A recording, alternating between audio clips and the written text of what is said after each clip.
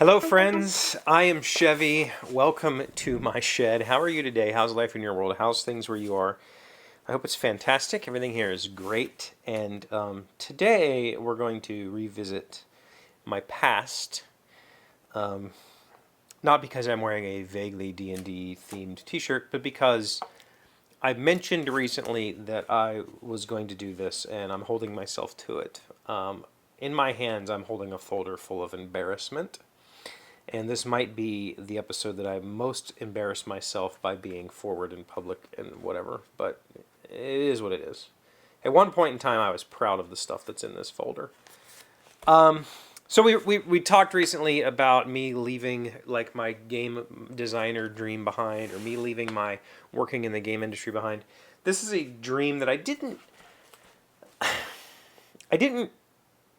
dream of this so much as I just enjoyed this immensely and pursued it constantly, and that is poetry. I've mentioned that I used to write poetry.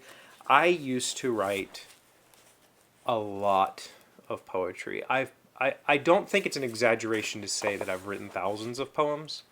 I feel like that's probably pretty close to accurate. I used to carry a notepad with me all the time and just write. And when I say poems, I don't necessarily mean like epics or anything. Some of them are 4 lines. Some of them are 2 lines. Some of them are just, poetic messages. Some of them are lengthy, whatever. But this particular folder, there's a whole lot of embarrassment in here. And we're gonna do a cold read of 1 or 2 of these. I have not pre-planned this. In fact, I wasn't even aware that there was pictures in here. Oh my. Marine Corps pictures. I'll try and get some close-ups of these. Pictures of me. That was in Kaneohe Bay. That's my old Emerson stereo.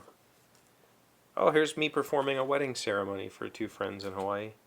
Oh, and here's me on my 21st birthday doing a shot known as a blowjob. We'll try to get those in here. So right off the top, yeah, okay, so here is a short story I wrote in 1996. So I was a junior in high school when I wrote this, and it's pretty bad. I'm not going to read that to you. What I want to show you is, so this was a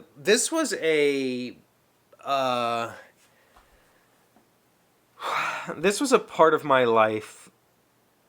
The internet was a thing by this point when I was writing this particular stash of poetry.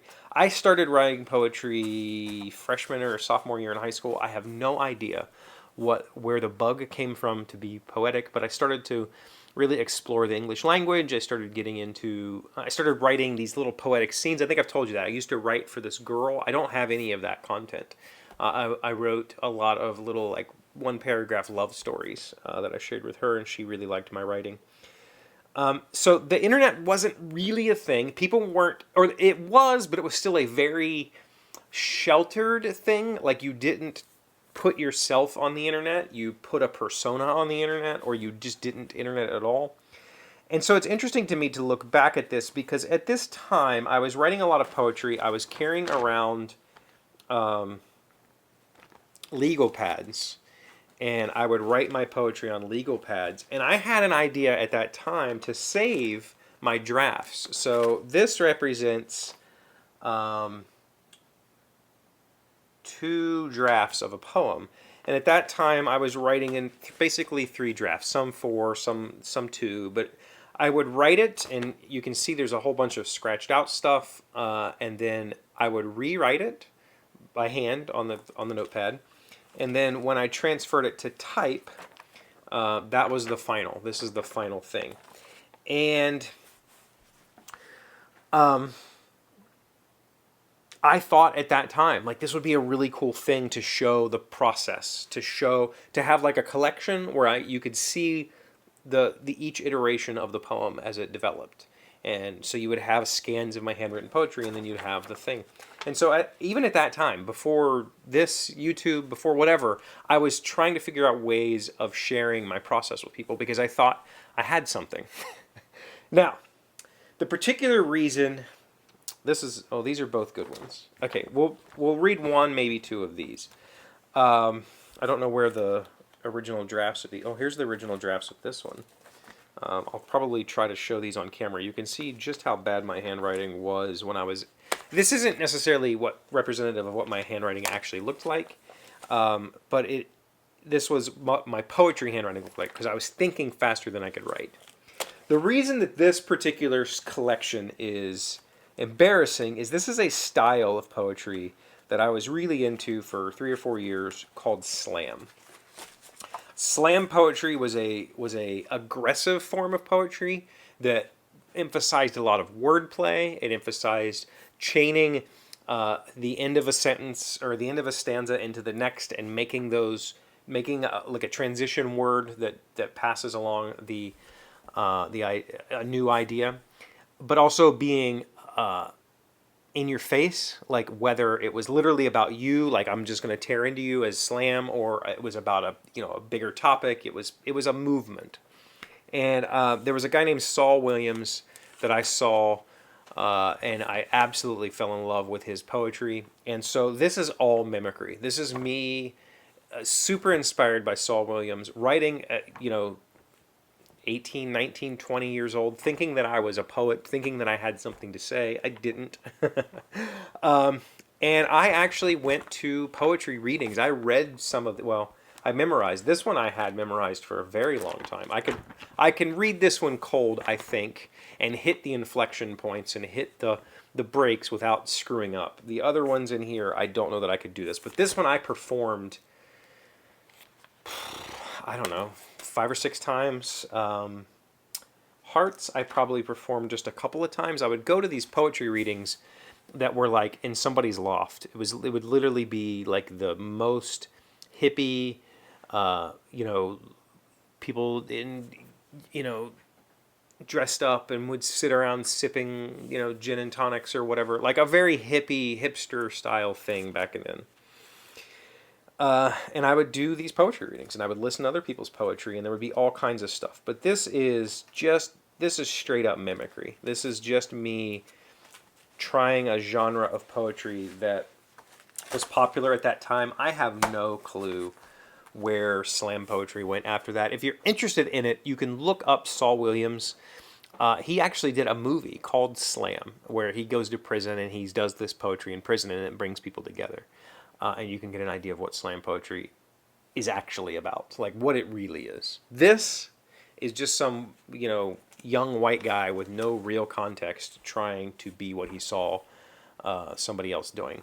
And so, yeah, I honestly don't remember the contents of this. I don't know how bad this is, but I was proud of it at the time. So this is a poem I wrote called Bout, B-O-U-T. I have no idea when I wrote this. I was definitely still in the military, so this was pre-2001. Here we go. Chasing a waning dream, ripped apart at the seams, the reality is a realization made by me. Simplistic society refusing to ponder the situation that's real, with an inability to learn how to feel. Cold, clothed in a cloak of steel, I parade that dark night. Gauntlets adorned, senses forewarned, unable to fight. So I fall from my grace on high, how I wish I was, so that my visions could fly to the moons below, 'cause I'm suspended on the wings of some unknown thing, looking back to what I thought I could be, sad 'cause I was lied to about free. Will is the ability to socialize and wax intellectually without forethought of not appeasing all. Gracefully still, I take my fall from that winged thing, losing my grasp on its featherless wings, and I collide a scope with the stars, stealing a new face from the man on Mars. Then comes inserting myself into the real, flaccid, dimming, unable to feel, but I force myself back to that night, donning the gauntlets I must learn to fight. Oh, and I will.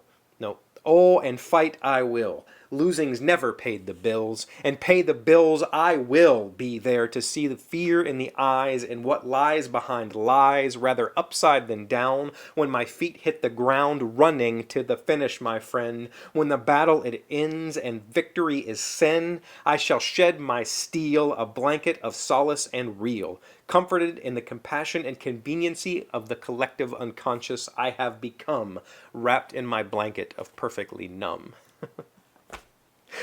That's that's hilarious. I don't know what I was trying to say. I don't know what the hell I was fighting about.